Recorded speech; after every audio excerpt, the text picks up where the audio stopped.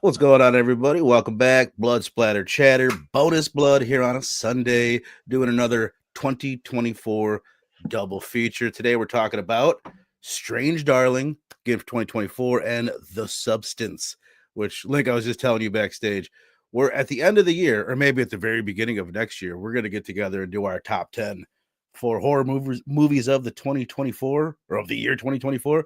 I'll be shocked if both of these aren't on my top 10. I'll just start by saying that right now. I feel like Oh yeah. Strange Darling might be the one out of these two that is slept on because it's not, I don't know. I feel like it's a little bit harder to promote. I sure as shit haven't been getting the ads that I have been for The Substance or like Long Legs or a lot of the movies this year. Oh yeah. And to be honest, I was doing a little quick research on the Strange Darling before the stream, and I Mhm. saw that it was released at some festival like last year, Yeah. and the theatrical release even a few months ago was like very limited. Like it wasn't Mm. like a very widespread release. Or Right.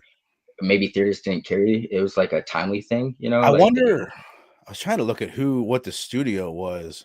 It was done. Oh, I don't know what the fuck that means. Magenta Light Studios, but like right now, it's not streaming. It's not like on Netflix or Max. But I'm hoping I mean, obviously, it's going to go to one of those places soon. I hope it creates much more of a buzz there than it has so far. It's not like people haven't heard of it at all. Like people in horror circles have kind of heard of it, but Mhm. it's I don't know. The marketing just isn't there. Like there's not like I don't know. It's just a cat and mouse thing. So it's a little harder to market than like Demi Moore, Nicolas Absolutely. Cage, or even like Late Night with the Devil. It's less clear just from like a poster what the movie's going to be about. And I remember seeing the trailer, and the trailer is intriguing, but like you said, it's like it kind of comes off as like your average cat and mouse. Mhm. You've seen this done before, but you haven't really seen it done like this. But from the Right. trailer, you want to gather that it kind of just comes off as another chase movie. Is it implied in the and this will be the first one we'll get into, so we'll be jumping into Strange Darling first. And one of the big things about the movie is that it's told linearly. It's told out of order, non-sequentially. Is it implied in the trailer that they're going to do that at all? I don't know how you would do that. No, no, the trailer is just like more or less straight. Like even the little twist, it's not implied in, it's not Okay. implied in the trailer. Just like really, I don't know. I don't really. I think it is to the trailer. It comes down to the trailer. But like you said, how do you really spin this movie without giving Yeah. it away? Like Yeah. it's, I mean, for me, I'll just set it this way. We've kind of said this female running and this guy chasing her. He's titled as the demon and she's the lady. So it's kind of implied from the get-go that he's the bad guy, clearly, and she's the right. good guy, on the run from this dude. And then, things get a little messier as it goes. But the big thing about it is we find out like this is chapter 3. And then it's going to go back. It tells us, I think, chapter 5, then Hmm. 2, then 4, then 1, then 6. So it's doing all this, and it's like to me, it felt like did you get Tarantino vibes big time from that? Like it felt like a Pulp Fiction, or even like what he did with Hateful Eight. I feel like was done Yeah. kind of like that. Yeah, and I almost wonder now that you say that, like bringing up the non-sequential order of it is like, would it have been as an exciting movie without them playing with the jumping from chapter to Right. chapter? They went the Um, studio behind because this was I should have said this directed and written by JT Malner. yes, The studio went behind his back and hired an outside editor and made a linear cut of the film and then showed it to really. audiences, or actually they showed the non-linear cut to audiences, and it got such a good reaction. They're like, okay, never mind, we were wrong. Let me just ask you before we move on. I'm not plugged into my internet. Am I dipping at all? Because I'm seeing. Okay, so I'm glad you said it because I thought Let, it let might have just been. me let time out. Let me just. I'm gonna wire in, and it might cut out for a second, but it should be better. Let's. Okay, I can hear you. You're frozen right now. But what is up to the chat, Rogue? I was thinking of you watching these movies. I'm excited to hear your thoughts on them, to be honest. Fuck. Are you back? You back? All right. Testing 1 2. Testing 1 2. Blah blah blah. Is it much? Is it better? Oh, oh yeah, very smooth. We had a little freeze. Did I lose him? I might have lost him for a second. And my Siri's Fuck, popping up. fuck. Um, oh, you're back. You're back. I All see right. you. I don't trust it though, brother. I I do not trust it. Not at all. don't hear you. Okay, hold on. Okay. Dun dun dun dun. Let me just give it a second because it's seeming like it wants to come in and behave itself. How am I doing right now? Testing Yeah, 1 2. I agree with Testing that. 1 It's a little gimmicky at first, but I think it's very they did it. It is gimmicky, but it's stylish, very stylish as well. Oh, you hear him? Hold on. Check 1 Say 2. something. Check 1 2. Okay, Check I hear 1 you. 2. Okay. All I right. think that was my mistake because my Siri popped up. And time she pops up, that it like lowers my volume down on anything. Right. All right. Well, hopefully we're good from here. So Rogue is saying both Oddity and Strange Darling had no big promotion. That's true. And both are up Yeah. there for top of the year. I feel like I was hearing more rumblings about Oddity just on like podcasts that I listened to and just seeing it on Instagram, partially because Yeah. it was on Shudder. It was a wider release that way, a more accessible release. And like I said, Strange Darling, you have to pay for it right now. It's not out Mm-hmm. like where it's going to be. Rogue saying, I thought different act and order was going to be gimmicky at first, but they handled it really well. I did too. Yeah. I was like, well, let's just see. But yeah, I didn't really answer your question because I got distracted by the internet. But I don't think it would have been nearly as good. I think a huge part of my like enjoyment from the movie was that, and them just playing with your expectations. And what do you think as far as if they did a linear cut? Oh no, yeah, I think it would have been just your. I think a big appeal of this movie is how the non-sequential order, that gives it, because we open up this movie with a bang, so it's like the, if it would have gone in linear order, it would have been kind of boring, to be honest. Right. Like we're with somehow these chapters are set up, out of order. At the end of some of these chapters, you're like, oh shit, how did she get out of that? If this is, if we're at this point already, or how did they get out of this? So Totally. it makes it exciting. And I was reading because I was watching a video of this on YouTube, just research purposes, and someone's comment had said like it's a good first watch, but they don't see it being as enthralling on the second watch. And I gotta disagree. I watched this film 3 times now, and I think it's the first watch is amazing. Don't get me wrong, but Yeah. there's still a lot there. The second watch, like just subtle things that you can pick up. Like what was I thinking of?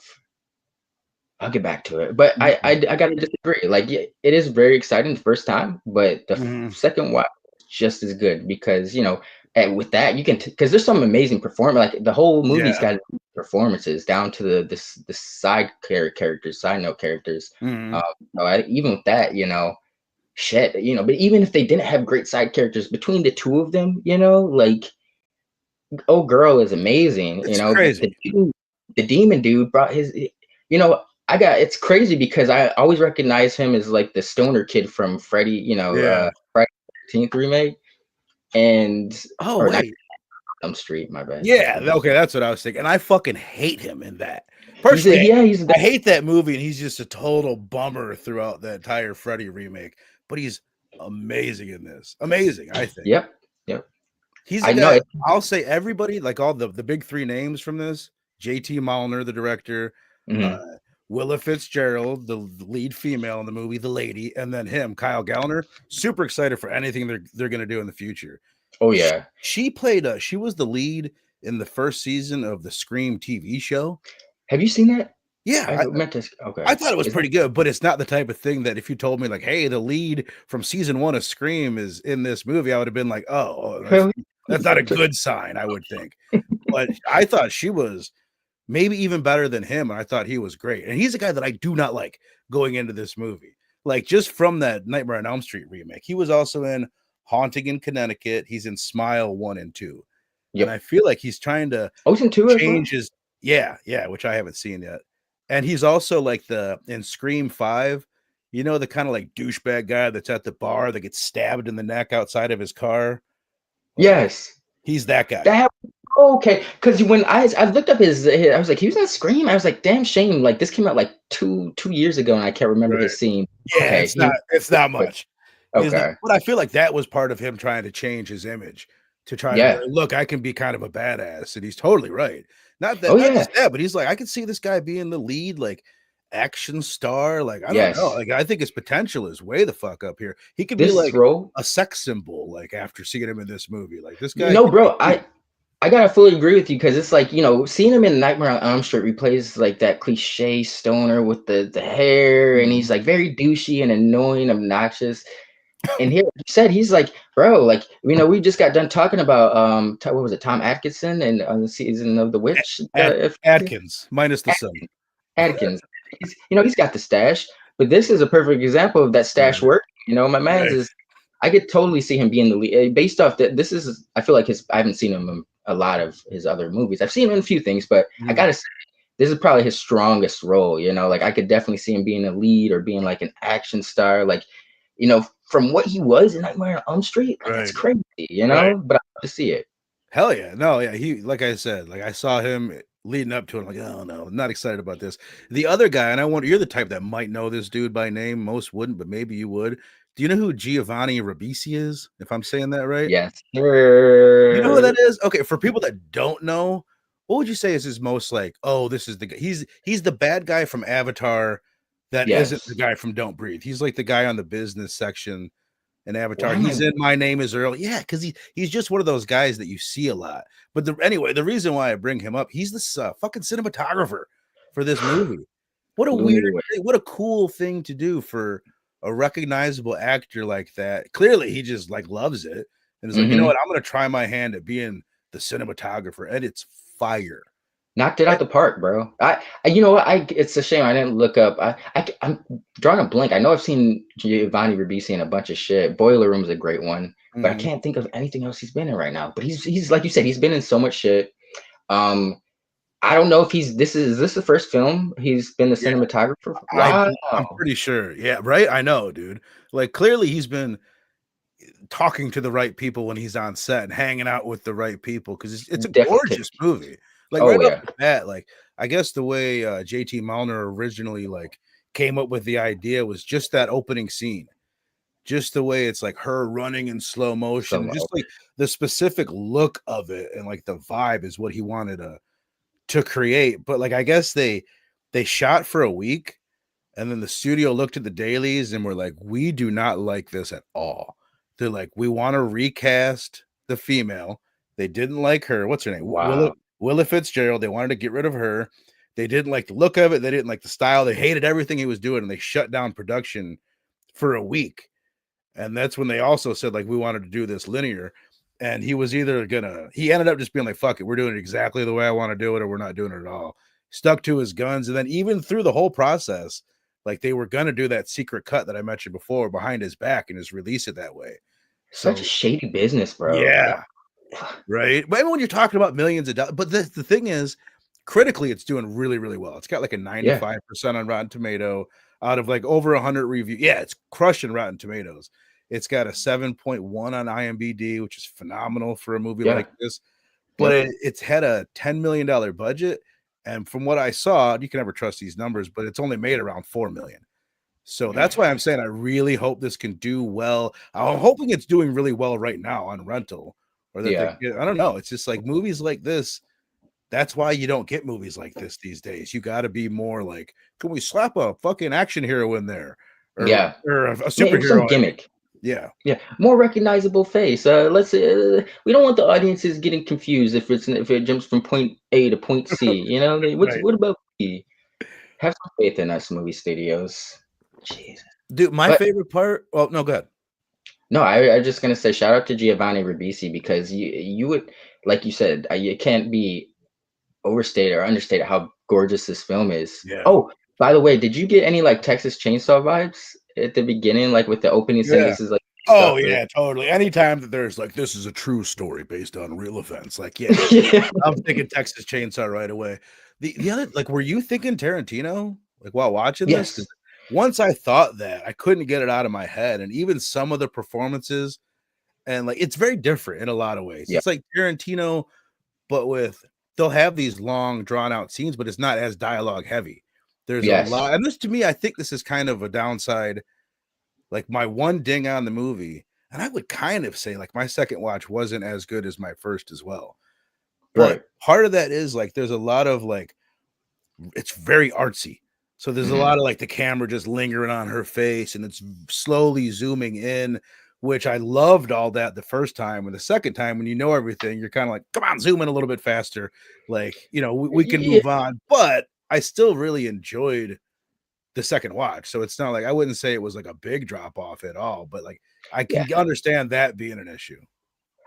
Yeah, I sometimes I'm a little biased when I love things, so I would like look for reasons to like it. The second watch, even though the excitement's gone, I was like, okay, they're lingering on her face because there's deep. I've caught certain things like Right. they're trying to showcase Why are they subtle. lingering on her face? Yeah. Yeah, and for that, there's a lot of clearly she's a woman with psychosis, and it gets worse throughout the film. I think Hmm. like they do certain lingering points after a certain part in the film because she's kind of had head injury at a certain point. So maybe she's Right. got a concussion, and maybe that's Right. The exacerbating. looks on her face, like she can look so like fucking demented. Yeah, just like there Rogue saying he had that Sneaky Pete show for a few years. Never seen that. What is? Him Oh, saying yes. Giovanni. Yes. Yep. Oh, Frank okay, yeah, Giovanni. Giovanni. Okay, I was thinking of the other guy. What's his name? No, yeah. Go rent Gal. this. This is so worth it. Rogue's right. What up, Chio? What up, Chill. brother? Appreciate you being here. Yeah, I mean that was my biggest takeaway is their performances. But I think my favorite, for whatever reason, the scene, I think it was chapter 1, like when they're just sitting in the car. There's something about like the ease and like how relaxed they are. And like it's another thing that kind of made me think of Tarantino and like the 90s in general. There's like something about the pace of a 90s movie where it's like a movie like Friday is the perfect example. Hmm. We're just chilling. Just There's a day in the life. nothing to do. We don't have anywhere to go. Nobody's in a rush. It just feels different than like the Yeah. present feels. They're so chill. And like especially her, there's just these certain it's all lit in that blue from the light of the hotel. I I that loved it. Bro, I got to speak on the lighting. That I love that particular scene in general you're just speaking on because, like you said, it's very relaxed, very mellow. They're just getting to know each other. This is very side note. This is a movie of kind of warning you on hookup culture and the dangers of it. Hmm. But they're getting to know each other somewhat, and they're very chill, having fun, good rapport. But then it's like after shit kind of hits the fan a little later on in the film, and she's drugged him. Hmm. She goes to the bathroom, right? And she's like, if you can still get it up in like 5 minutes when I come out, then we'll think about it. But she goes in the bathroom and it's all fucking red, Yeah, and that's when she like snaps and she becomes like the killer. So I thought that usage of lighting with like the totally. red insinuating the fury, the rage, and then like the blue where it was very subdued, very chill, Hmm. just Did smoking. you well, first all, I was gonna ask, like, the fact that it opens up and it says this entire film was shot on 35 millimeter. I was like, okay, that's it's kind of a weird thing to tell us, but right away it's black and white, and you can see the graininess, and there's this really soft focus where it's like a shallow depth of field. So it's like you know what I mean? Where like Mhm. this is in focus, but right behind it isn't. Isn't, yeah. And like what I was gonna say, like right off the bat, as soon as it stops being black and white, you can tell it's on film. There's something about like the reds, Yes, especially, so rich. are over. They're like blown out in a way where you lose all the detail. Like her car Mhm. is red, and you don't really see the detail. Like his flannel shirt is red, and all those really bright spots. There's no detail, and it like you could say like that's a negative, but it's cool. It's just Yeah. like looks old, and it's like part of the style, and it's I don't know. I love the look. No, yeah, I got, I was gonna that did kind of throw me off at the beginning, but as soon as they kind of cut to the contrast with color, I'm like, you can see the like digital is great, and they're doing, they can make. There's just something about film, Hmm. that they cannot translate to digital at all. Like, and I love, 28 Days Later. One of my Hmm. favorites is a digital film. I think that's Right. a unique digital film. Yeah. I definitely be due for it needs an upgrade or something, a facelift, From what I've understood, you can't do it. It's on you from because it was one of the first digital films that was ever made 28 right. days later. So they can't like it's impossible to do a 4K upgrade. Like it's Wow. for whatever reason the technology doesn't. Maybe they could like AI could do it, but I think it It would just take is what it is, and it's almost like a timestamp. It's like there's Yeah, a couple years where movies look like this and it never looked yeah. like it again. And someone went and got an old fucking camera. Uh, But no, no, yeah, no, the film, even like the slow motion of her running, that's such a, I don't know what it is about that shot and slow mo, and mhm. the colors of the field and the grass behind her is very like the golden, like it's like you said, Yep. there's um this hue to the colors that is very rich. It's and makes it not like defined, but just very visually appealing to look at. Right. And just like it, it's kind of like has a nostalgia Yes. attached to it too. Bum, bum, bum. Chill saying, I don't like new generation movies, but this movie has the best bathroom horror scene since the fucking 80s. Why am I tripping? What happens in the bathroom? I remember her sitting in there. Yeah, I don't think any. I don't think anything happens in the bathroom. Maybe something does that I forget about. No, Chill, I don't. try to remind me. What I was gonna ask you, what you made me think of with her sitting in the bathroom. There's a couple times, and also right before that, she's like sitting there looking at him. Things seem to be Mhm. going okay. Then all of a sudden, there's like like some kind of like a flash that we see something really quick. She sees something, and then Yep. all of a sudden she changes, and she's like, "Okay, I'm going to kill you now." And she kind of does that with the cop at the end of the movie. I couldn't tell. Breaking Bad. It was Yeah. too quick for me to like pause it or anything. Like, do you know? It was just like her having a moment of like, okay, now I'm gone crazy, or could you tell what was going on? So that's what I was saying, like with the psychosis. Like I think like I clearly she had something wrong with her. Oh, He's the talking about substance. the Oh, subs. Yeah, that makes way yes. more sense with Yeah, the yeah. bathroom scene. Yeah, Absolutely. gotcha, Um, chill. Definitely agree with that. But I think at that point in the film, she already had a psychosis, so there's something wrong with her. But when he clocked her in the head, enough to get bandage and stuff. So she had a concussion. That's what I believe. And like, Mm, sometimes concussions can make people act a little right. unchecked, make them act a Little little. squirrely. Yes, and I think that was her. She was just kind of snapped. She, been through a lot. Her ear blown off, like she's, going through. Even though she's a crazy bitch, she'd been through some trauma herself at that point. Mhm. So I think she was just unhinged at that point. Kind of had a concussion. She already had that psychosis to deal with, and it was just, because I was looking for like any like a trigger, but it was Yeah, really she just kind of was just sitting there, and it was just like yeah. It's same just thing like with the. Oh, no, I was just saying, yeah, exactly that. It's just like I wonder if like someone has paused it at that exact moment and seen what you see, because it's just such a short little time. yeah. I mean, I didn't even try to pause it because I'm like, I'm not gonna be able to get that. But how about them She did fucking? say, I was gonna say, how about sorry. the hippies? How Oh, loved him, bro. You know what? I wish we could have spent more time with them, I know. but I guess that's a testament to like the writing or the actors, because it was like that few minutes we get with them, like putting the puzzle pieces together and making their Yeah. breakfast was like really enjoyable. It's the And best looking food, like, ever on TV, like, these hippie like, they look too healthy to be eating that fucking meal. Did you pick up on I'm almost positive it's implied that they're drinking mushroom tea. Like, they're tripping on mushrooms while that's going on. At first, they're just sitting that there makes sense. sipping on their tea and laughing at it, just kinda, like, Giggling it. giggling while they're eating their or drinking their tea. That makes a lot of sense because I was like, okay, that because I didn't pick up on that, but that makes sense because I was like, there's the wife. There was something, her response. I was like, there's something very. She reminded me of the daughter in Hannah in 28 Days Later. Remember at the end where she's running through the mansion Yeah. because she's high and she's just kind of aloof. That's how the wife kind of reminded me of with her response to her husband and shit. She killed us. She killed us. She says at the end. She's like, "What?" And even when she's like, "Why don't you put your hands up so we all feel more comfortable?"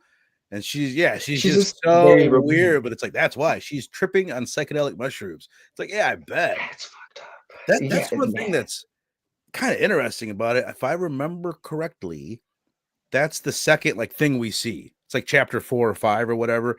But Yeah. the second thing we see is them. We're meeting the hippies. And when he shows up, when the demon shows up, the lady is gone and the guy is dead already. So it's pretty you can put it together pretty quickly of what the twist in the movie is. And I think that's one like I said, most people are loving the movie. The only negative things I've seen are people being like, "Oh, they say that there's a big twist," and you could tell right off the bat. If you go into the movie knowing that there's a big twist, it's not Of that course. that's when it's pretty Right. easy. That's the problem. If you go Right. in not knowing at all, then I think the twist does work pretty good.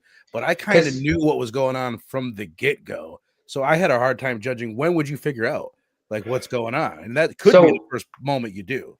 no, that's a good point. I knew going into the movie there was a twist. So if like if subconsciously we're training, we're Mhm. looking for subtle things to kind of pinpoint, even if we don't realize it.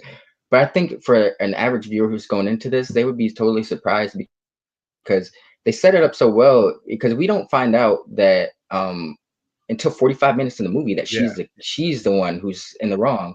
So it's like when they show the movie of him looking in the house, like you could insinuate, like you could think that he's just this crazy bastard who's trying to hunt down his final kill. These old people helped her. He's like, fuck right, you, old people. Like he just did what he had to do to try to find the girl. Like these are old people who took her in. They're trying to hide her. You right. know, it could easily be insinuated from that because there's So nothing. You don't it really. Sorry. I was gonna say it could also be like what she's wearing, which that's one of my favorite parts of the movie too. She's wearing like this plain red jumpsuit, and then we see her go to like a hotel later on, Hmm. and so we see a lady wearing that. So like I love that. That made me think of Yeah. Pulp Fiction too, with Yeah. Travolta and Samuel L. Jackson wearing those like funny clothes that they get from Tarantino later on. The- You know what I mean? Like that really reminded me of that. But oh, where the fuck was I going with that? Oh, what I was gonna say is you could right off the bat think like, oh, she's a prisoner that escaped and yep. he's hunting her down because she kind of looks like that's prison garb, right? Yeah, it does. Yeah. Yeah, you know what? That's what I thought it was, to be honest, initially, because it's orange, isn't it? The what she's wearing, like an Oh orange. yeah, maybe it's like to me, I saw it as like a bright red, but it could be kind of orange. Like prison garb is orange, but I feel like hers was red. No, it I've was never red had because mushroom tea, by the way, chill. I heard that too. Slow to kick in, and it lasts a little bit longer, and it lets you down like a gentle cloud. Mushroom tea. that's what I would prefer that. I'm not gonna lie. I've had a bad trip I've had a lot of experimenting, bad trips, dude. bro. Did you felt like you were gonna die as well? Like I where fe is there? Well, part of what happens when you trip is your ego dies, and it feels like you're Mm, dying. So you're like, "No, you where am don't I going? fucking die." And it's like, "No, that's the last thing you just gotta let it die. Ride the wave, man. Right. Ride the fucking wave." I'm gonna try that though, mushroom tea. Rogue says, "Context is everything." They really Yes. flip it for the viewer, which is a cool experience. I need to do a rewatch for a second viewing. It's definitely worth it. I gotta, but that's another thing I love about the message of the movie is like context. Like, it's like there's always this side, the other side, and the truth in between, Mhm. like, so it makes you really think, like, don't, for people, there are some gullible people out here, like, don't take things for face value all the time, do some research. Don't always take what's being told to you as the Right. word, like, because there's more to stuff. For sure, But I dude. love that message. Before, because I want to get into the ending in a minute, but you had me thinking of the music for a second. It's fucking fire. Both these. We'll get into the substance in a moment or a few moments. We'll talk about that. But the music in this one, it goes from this really like dun dun dun dun, like really like soft, like almost like an Yes. Italian feel, light piano, and like these really beautiful vocals. And they're like strange, darling, just like Hmm. weird shit. Like I love shit like that. To this like dun dun, like industrial fucking guitar, super heavy reverb, and like just forever sustain, like really cool. Like Yeah. the blend of music, the sound design was fire as fuck. What? I'm blinking on it now, but I was like, oh, fucking Halloween. Da, da, da. I forget the name of the song, but they did it. They used it a lot in Rob Zombie's Halloween. I'm trying to think. I wish I knew. Sh- There's a she lot of remember? good music. Yeah. No, yeah, Oh, yeah. yeah. It ends with something like "The Devil You Know," or Better the devil you know than the one you don't, or something. I love that part. That was actually a really cool scene as well. But just visually, because like how the contrast of the colors slowly just goes yeah, to the shades of gray and then the black and white. right. That's Back to another the beginning, scene. which the beginning was black and white. Oh Now the end shit, is. yeah. Yo, Yeah, I didn't pick up on that until now. Good eye. But I was gonna say, even with that scene, like I think that just reinforces kind of how she lost her shit, is because remember, she's sitting there after the lady picks her up and she just has like a little flash and she just decides to try to pull the gun out on the lady and the lady catches her ass and pops her. yeah, But at that point, that's why I was like, okay, so because before I was like, is there some visual cue that's letting us know where she's snapped? And I don't think yeah. there is. I just think Hmm. it's just she's lost her shit, and that's just the ramification of her It's just losing her shit. it's just how it happens. Like every now and then. Yeah, Do you think that there was a moment where she wasn't gonna kill the guy?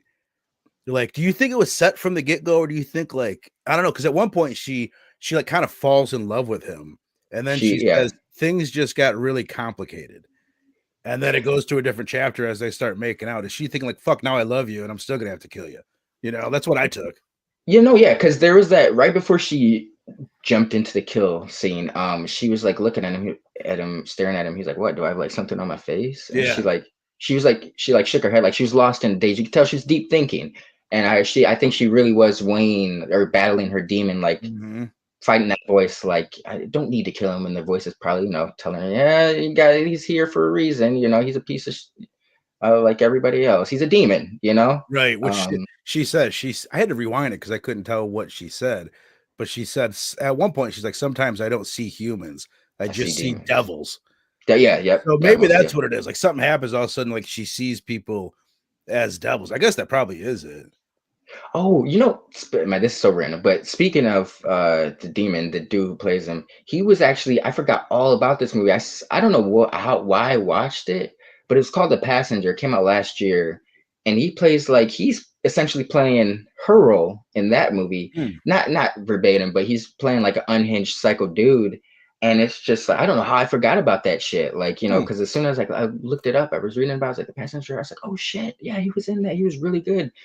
Like you said, in the last 2 years, my man's has done a lot of going through a lot to really revamp how he's looked at as an actor, and Totally. I really respect that. No, me too, He's man.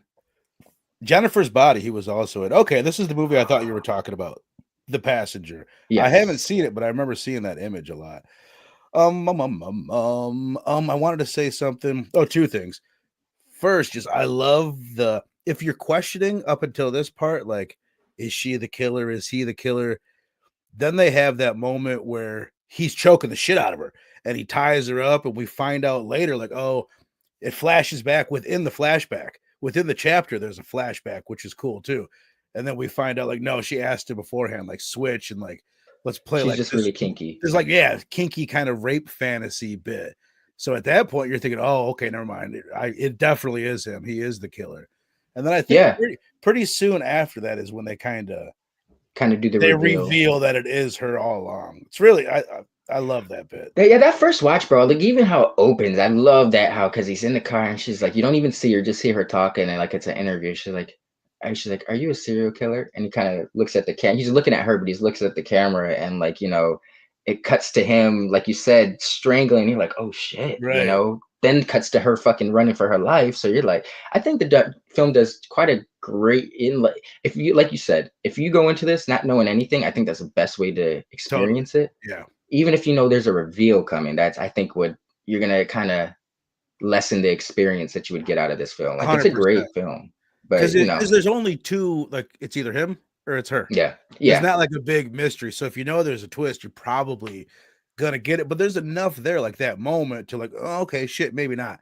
Like I knew that there was. I feel like I knew it going into the movie, but I still like it had me like questioning whether I was right the whole time. right, yes. The other bit when she actually does go out and drag him back in, and she drops the taser and she has to open the door back up and grab the taser, just visually that was. And another thing that just reminds me of Tarantino, there's this fucking scene in Pulp Fiction where it's when Travolta and Samuel L. Jackson are talking about the foot massage, Mhm. and they're waiting outside the door. They're like, wait a minute, it's not time yet.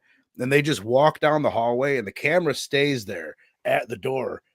And like I always think of that, like I saw in a commentary, like the camera is patiently waiting for them to get down with the conversation. It's staying where the action is. So then when they get done, it comes back like, all right, we've been waiting this whole time. Right. And moments like that, like I'm just like, wait, she's gonna come back and get this taser.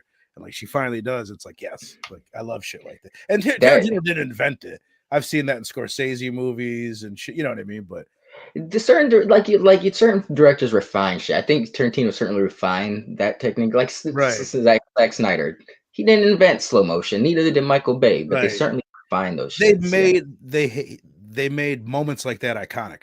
They Yes, did it, but they did it better in a way that people now think of them when they see shit like that. Yeah. exactly. Hell yeah. Chill saying, E, you're a responsible person. I might have missed why he's a responsible person, but I know that he is. So let's just move on. Why you didn't tell me you shouldn't buy my kids Slim and immediately watch the 1980s The Blob movie. I think I fucked that up. Why you didn't tell me you shouldn't buy my kids Slim and immediately watch the 80s Blob movie. Completely not Slim your Fast. fault. Horrible dad. We have a kid die in that. I think that's why he's talking about it. Bum, bum, bum, bum. All right, okay, last thing I wanted to hit before we rate this bad boy. I looking through Rotten Tomatoes, like damn, like I said, 95%. Reading some of the reviews, and it's mostly all the good things that we've been saying about the movie. Most people seem to enjoy it, and then there's one that's like 0 stars, blah blah blah, misogynist piece of shit. So I ended up reading this guy's article. I was just kind of curious, and then on the rewatch, I'm like, okay, I guess I get where he's going with it. The whole movie that we're not the whole movie, but a big chunk of what this movie is like you alluded to earlier. It's like there's a female and a male. It's a one night stand. They're going to go to this hotel room together. And she's like, I am, possibly risking my life right now. Like that's what a woman goes through every time they go alone with a stranger for casual sex. And the dude's like, I never thought of it like that. She's like, of course not. You're a man. So that's part of the theme, right?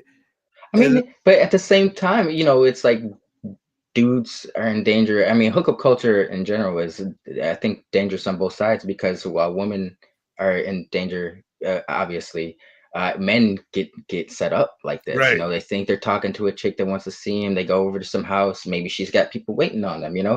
I don't know anyone this has happened to, but I know that stories out there. right. This It is can happen. yeah, Right. Or it could just something can get exaggerated and just like once you're accused of rape, you're a rapist. yeah. That's just It's how a it is. hard. So there is that too. And again, that's not something that ever crosses my mind or would have crossed my mind when I was single. You know what I mean? Right, yeah. And maybe that's a good thing. But the, the point is, or maybe it's a bad thing. Whatever makes me sound like less of a piece of shit, that's what I think. But at the end of the movie, she ends up these two cops show up. She kills him, which I kind of don't like. That's kind of we can get back to that, but I kind of don't like. He kind of unceremoniously is killed. He's out of the movie. It's like what the fuck. And now we're dealing with these cops, and there's a male cop, an older male cop, and a young female cop. This young female cop is a fucking idiot, and all the things she's saying are wrong. And she's very much on the side of you're not listening to me because I'm a woman. And the older cop is like, I don't give Yeah. a fuck if you're a woman. This is protocol. Quit thinking about Yeah. weird shit that doesn't matter.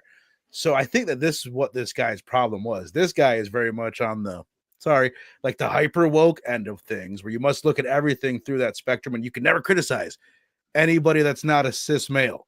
You know what I mean? Right. So I don't know. It is kind of weird where at the end you've got this female making all these terrible decisions and kind of like, I don't know. I guess I don't know what to make of that. I get the guy's point, but I don't know exactly what the filmmaker's total message is when it comes to like the battle of the genders or shit like that.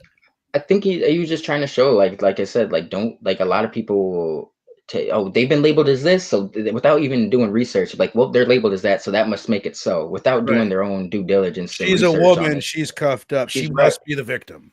Yeah, or even if in the cop stance, I could they play both sides, because I definitely see that. But even the cop stance, like he's doing the that's my buddy thing, So I'm gonna, even though he was following protocol, he was being logical about it. Some people could view, well, he that's one of my bros. I don't care what he did. I'm gonna make sure he's okay for like. Right. So I think it's just trying to show like they're always look into something. Don't take anything at face value, Right. until you know all the facts. Because Which I think this message 15, 20 years ago is like, oh yeah, no, that's a solid message. But now there's a lot of people like, whoa, that was one thing. Like when I got into reviewing X-Men comics, I noticed real quick was like, oh, like a lot of people, especially in the X-Men fandom and people that are reviewing X-Men comics, you couldn't criticize anybody like a female writer.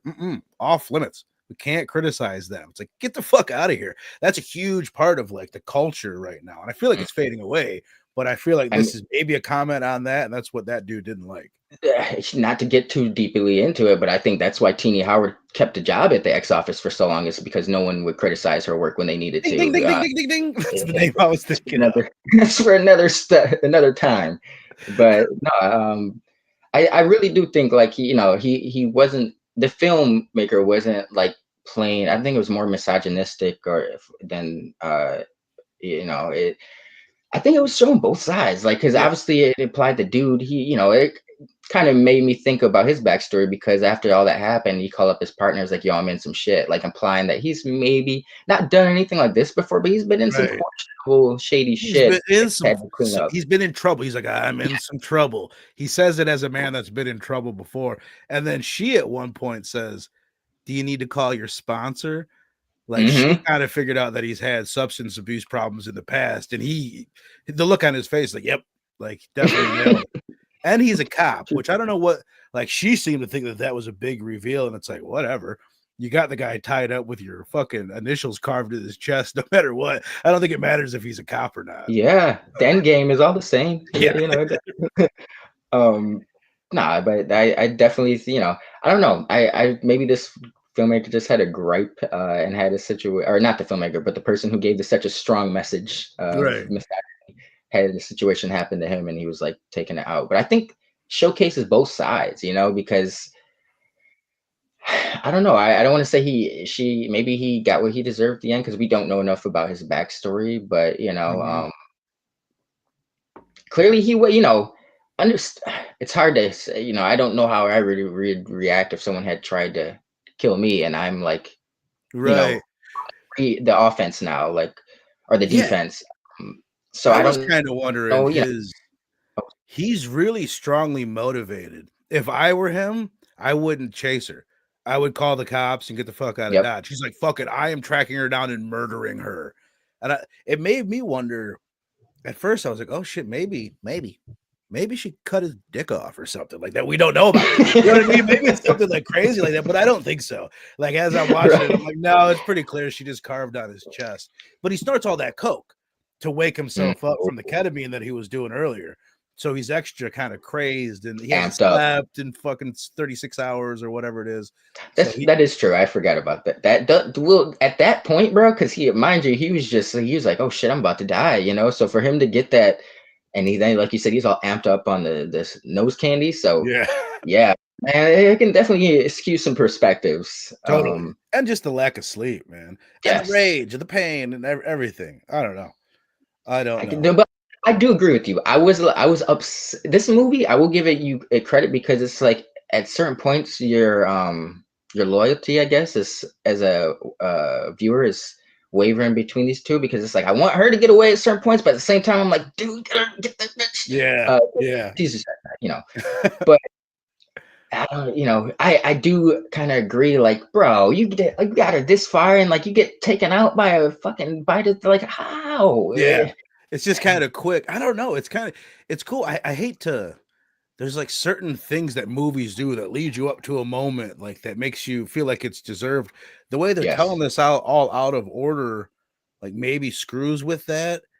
And it's also just like it feels almost more real because it's Yeah. not like it was written. It's like, no, I didn't expect that to happen. He got bit in the neck and he died. So it's kind of cool also at the Yeah. same time.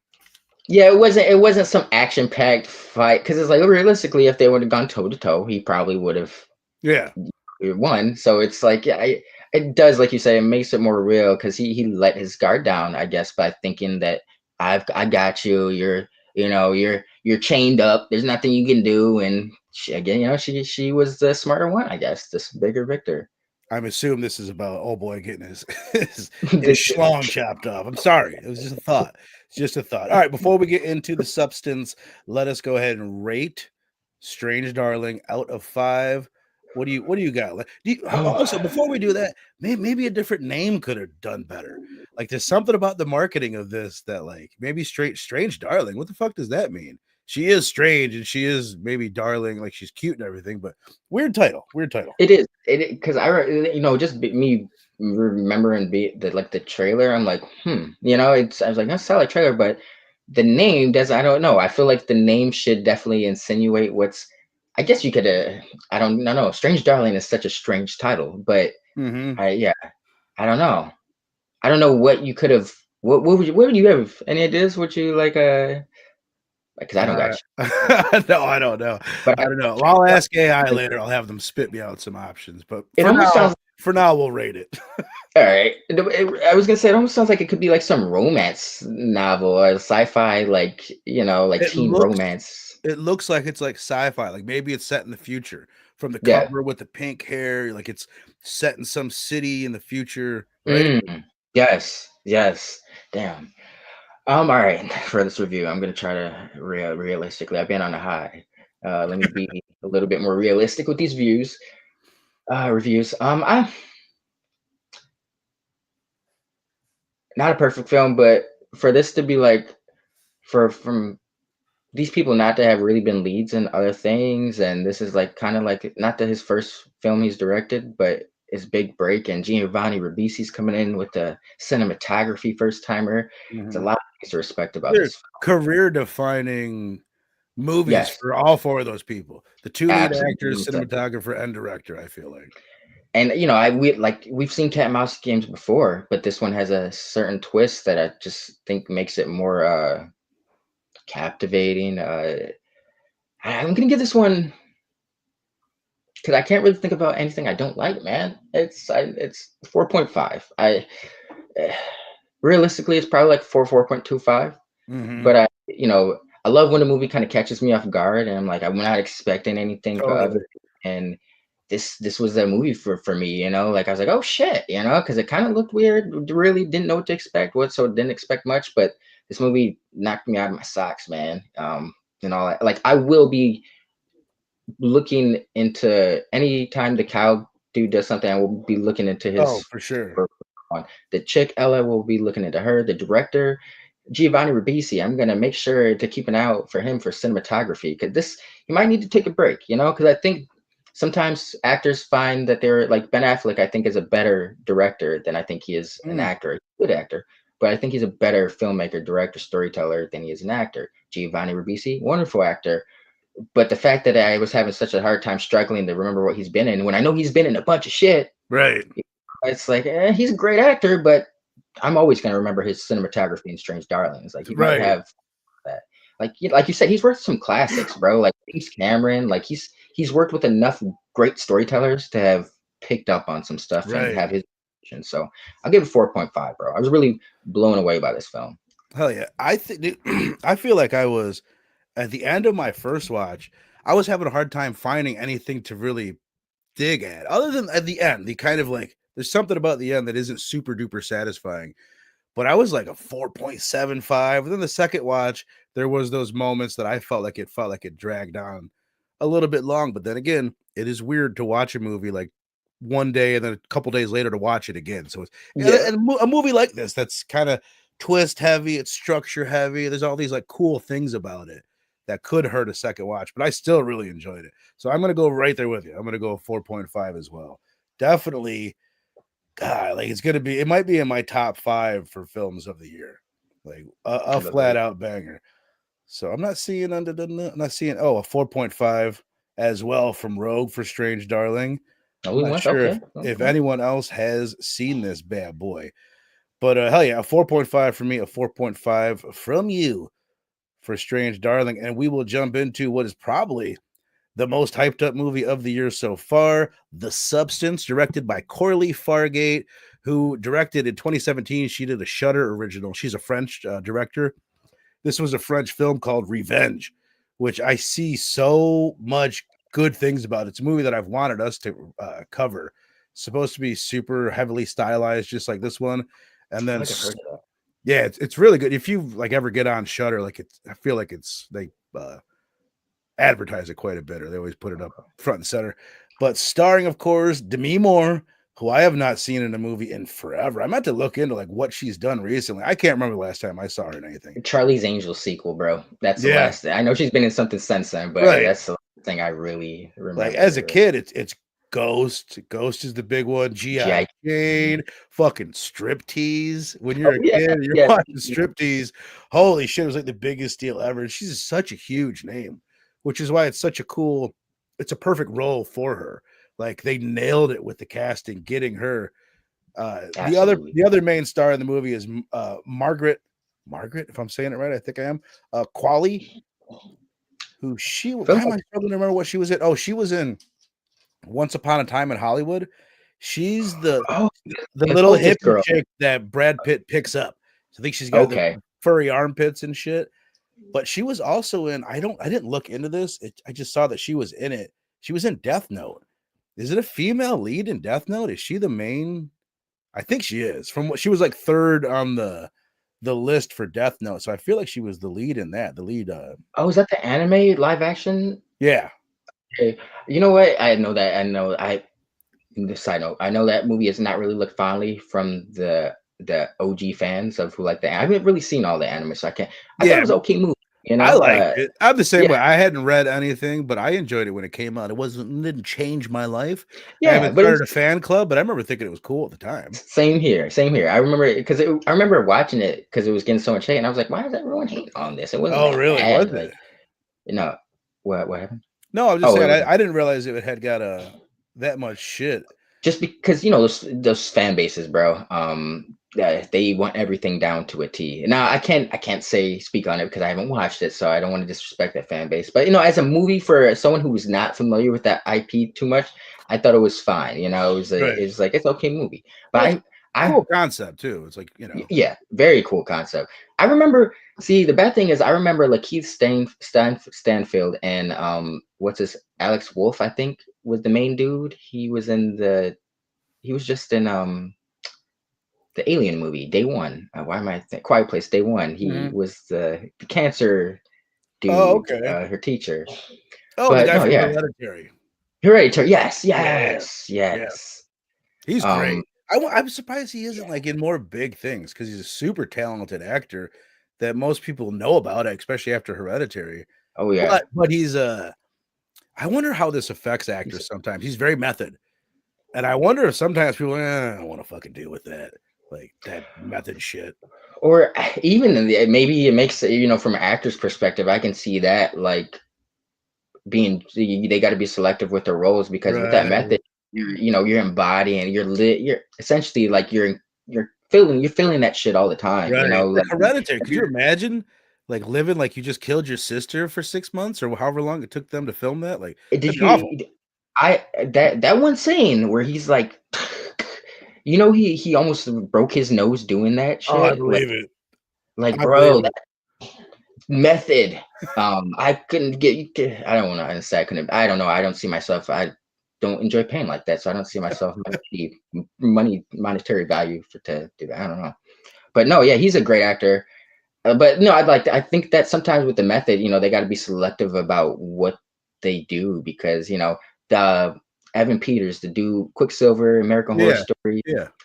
he's taken a break for a few years because he's always talking about all the dark roles he put. Well, I think he said this a few years ago when he's taking a break from American Horror Story, but then it's like a few years later you go and do the Jeffrey Dahmer thing. So it's like Right. I like these dark roles, I That's bet that one in particular would fuck you up. Like that show is so could you imagine? And it's plus it's so long, so many episodes, and that must have yeah, he you was have to in live it that. so much, be in that character so much. And then with the method thing, it's like when they live it, it's like part of that has to still be in them when when they live with that character for so long, like think in Totally. a certain way or invoke emotions all the time, like that's got to linger with you or be a part of you after a while, So it's I can definitely see that having a toll on because the Hereditary Alex Wolf dude, I don't think he's really been anything too crazy. Um, since Hereditary, Fucking understandably. That's such a wild Jumanji, you know what I mean? He's like, "Give me some fucking yeah, Jumanji. Let me take a break." Jumanji. Let me be the support teacher in day one and shit. I'll get killed off real quick. Right? In and out like a robbery. But, all right, back to the substance. Dun. Yeah, this came out this year. Like I said, this is probably definitely the most talked about movie of the year. It's the movie that probably has the most people saying it's the best movie of the year. It has, I can't remember. I lost what was it? Okay, a 90% on Rotten Tomatoes, a 7.5 IMDb. Crazy. For people that don't like look much into like horror IMDb scores, it's one of the highest rated horror movies That's of a all time. yes. Right? Like there's like The Exorcist is like an 8.0.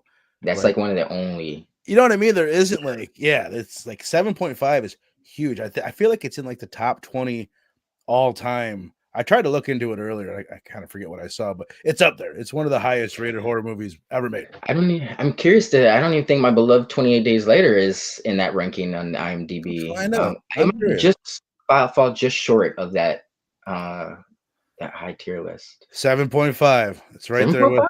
Yeah. I'll take it. Yeah. I'll go ahead and fucking say it. For me, I'm right there with it. I'm riding the hype train on this one super hard. It's so fucking entertaining. It's super stylized. For people that don't know the plot of the movie, we have Demi Moore. She's playing this character, Elizabeth Sparkle, who was this big star back in the day. She's kind of based on Jane Fonda a little bit, where she was this Oh, big okay. A-list movie star. And then after that, she went into like fitness videos. So she's in her 50s now. She's still doing these fitness videos and she's being replaced basically. They want a younger, newer version of Elizabeth Sparkle.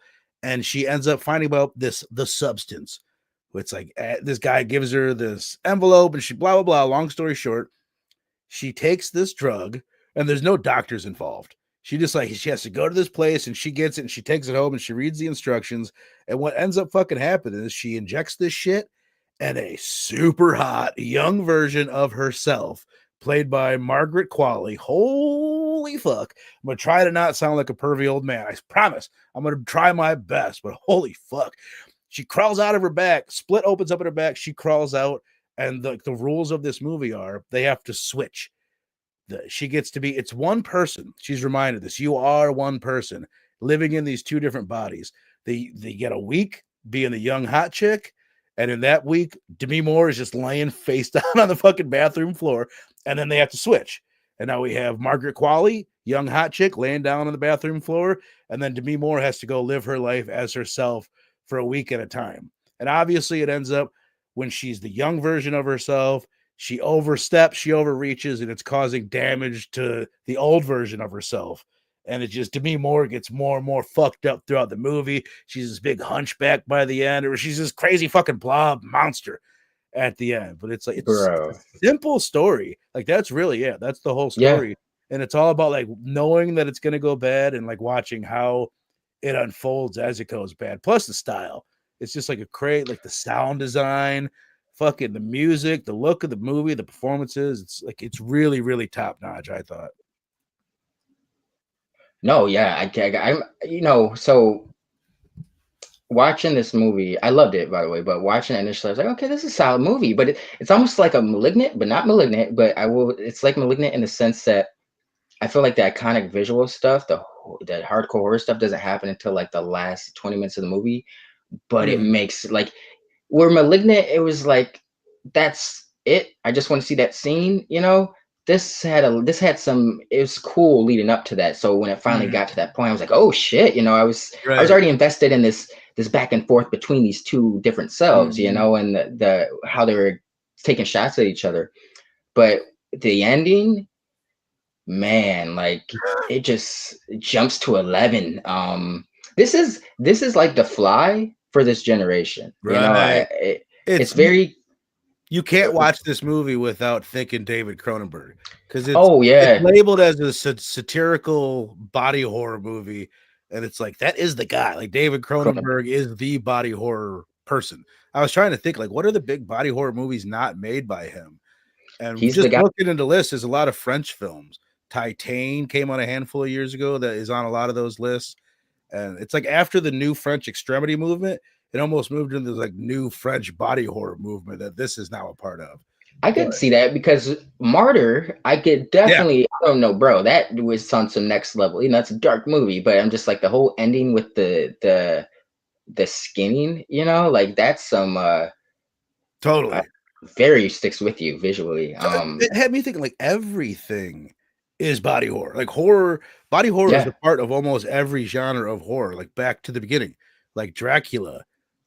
He lives forever. He sucks blood. He grows fangs. Frankenstein, putting your body together. A zombie. Like everything is in a way body horror. And then Cronenberg is just the one that kind of like realized that and like let's make that the focus. It's like weird shit going on happening to your body, which is like it's one of the biggest fears that you have. Like, the ultimate horror. I mean? Yeah, think of like cancer or sickness, illness, whatever. Like Like your body failing you is one of the scariest things that could happen to you. Absolutely. No, I think that's, I don't think people are aware of that. Like I think that's more of a subconscious thing. Like that's the true one of the biggest true fears is your body failing you. You feel fine, but you can't tell, it's like you can't Right. dictate your body. Like, come on, body, work, do better. As So I that saw is Mike Tyson saying this, like, come on, body, do better. Like, fucking come on, legs. Need to go off tangent real quick, but I will say that not about that fight. Not shocked about the turnout. I think we all knew this was the outcome. I didn't know enough, man. I should have known. As soon as the fight started, I'm like, oh yeah, duh. Like I don't fucking know.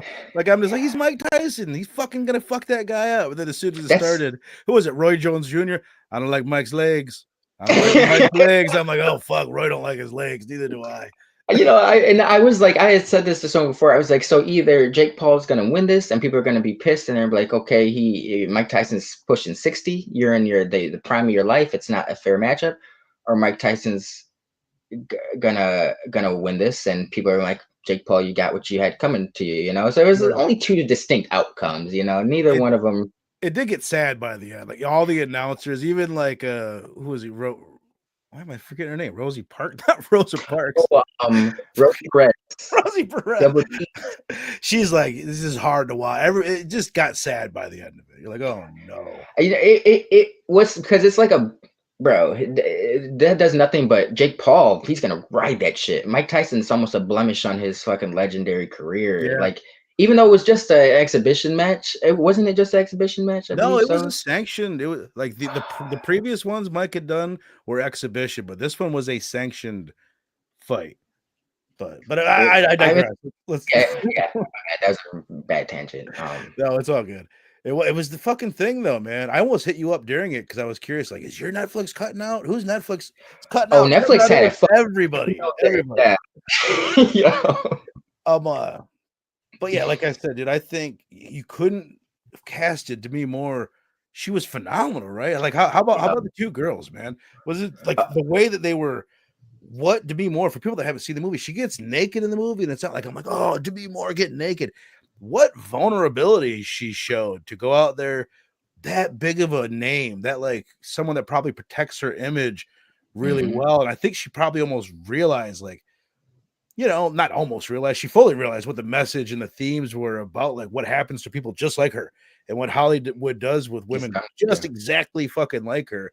And to be out there, like showing her naked body, full frontal, back and front, like for both actresses, but obviously way harder to do for Demi Moore at like. No, I don't know whether it was like the shout out to the makeup effects in this movie, but like at the beginning of this movie, I was like, God damn, Demi Moore, like, because I know she's looks great for her age, but I was like, 62, shit, by the way, I just looked it up. 62. Yeah. 62. Yeah. Wow. Yeah. Man. Yeah. That's what I'm saying. For the reactions I was having, I was like, shit. Damn it, I see you, Ashton Kutcher. I see what you were trying to do all those years ago. But no, she's amazing. I think this was a perfect role for her. She knocked it out the park. She was vulnerable, but she had a confidence to her at the same time. Like for her, a personal confidence, because for her to take on this role, knowing that that's kind of speaking on her as an actress as well, and putting herself out there, knowing this is people are already judging her to begin with, and putting herself out there, like probably. Man, bro, I think both these movies are career-defining pieces for the actors, and like Strange Darlings and The Substances are career-defining moments. Oh, totally. It's very rare that actors in their golden years get like a resurgence or a second life where they're like known for something, and I think Demi Moore she's got that here, like 100%. Like we were talking about, the movies it's like a generation ago. The Charlie's Angel and all these movies that we kind of remember her from, G.I. Jane and The Ghost and all that. Like she opened herself up to a completely different genre. She's never done a horror movie that I can think of. She really didn't know anything about like the subgenre of body horror when she went into it. But I would love to see her do more horror, or just do whatever. Like, I hope this like relaunches her. Stu said it well. It's a career redefining role for her. Like, you're gonna look at her differently now, and you really feel like with the generation. Oh, no, go ahead, please. No, go ahead. No, the generation thing, like you said, like the stuff we remember from ago. It's like there's been maybe 2 generations that don't know what a star or how big she was at a certain time. So it's like Mhm. she's gonna be known with a new generation and audience because of this movie, you know. So I think that's super cool that she, you know, especially, you know, the Bruce Willis stuff. I know they're not together, but I'm sure like the person, you know, she's going through some personal shit with like Right. her children going through his stuff, and you know, for her to be that vulnerable, and I don't know, bro, she really knocked it out the park. Like even the fact that, you know, as she, you know, I think that's an insecurity everyone shares.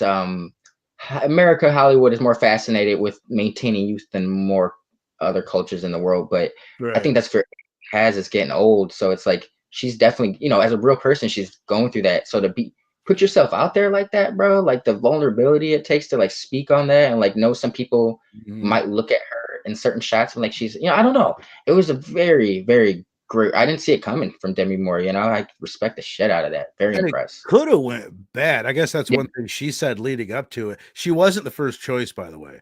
I don't even know if she was, like, on the list. They didn't, like, consider her. They didn't think she would want it, but her agent gave her the script and insisted that she read it, but I guess they had, like, 6 meetings, her and the director going back and forth, like, before she made the decision, but I don't know. Really, really, inspired casting, and it's like, yeah, just super impressive that she did it. Don't you love the way the movie opens up? Where oh, that's the other thing I was gonna say is like you could really envision her if they didn't get an icon like her. Say if they had got, I don't know, I'm trying to think of someone that would like that isn't famous, but like could play that role and own it. It just Mhm. wouldn't hit the same. You feel like Yes. it's all it's not, but it's almost autobiographical. Like having Yeah. like an actual icon play the icon is like it makes it such a like a better It fucking movie. just makes it more palpable, like because you like, you know, you can see the trajectory or know like that there's parallels Right. with the character she's playing and probably stuff she experienced in her own Right. career. Um, what was I gonna say? Well, I was gonna say, and you have 0, problem, like, believing that this is that person, that this Right, person could be a right. star. She clearly has the star power, and she's even like, in some ways, she's like, better looking than Margaret Qualley.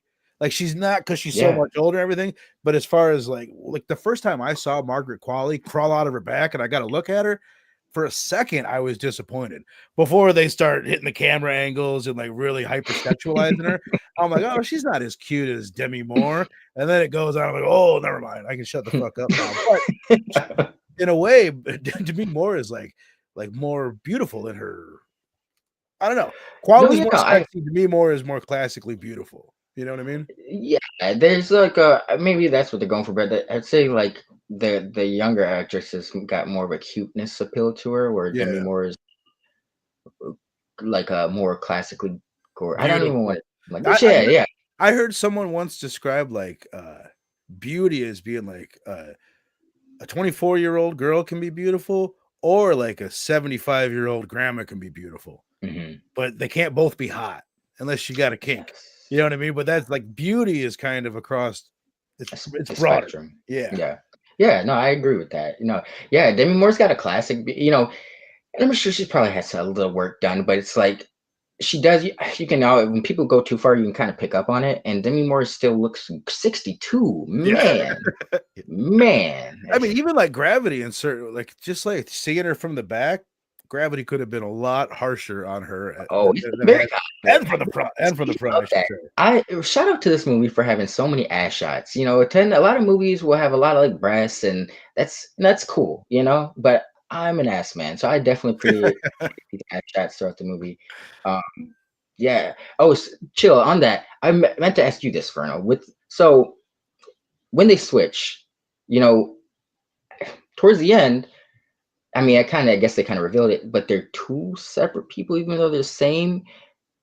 Did you pick up on that initially? Because I thought that there was like Demi Moore was in the young girl's body, She right? is like that's one thing I don't know. And this is something that could be an issue. I don't know if it was like the rules are made clear. You are Right. one. Like we're told that, but there is a disconnect where you don't necessarily feel like it's the same person. And it's supposed to be. It's supposed to like as it goes on, there is more and more of a disconnect, and they look at each other as like rivals almost.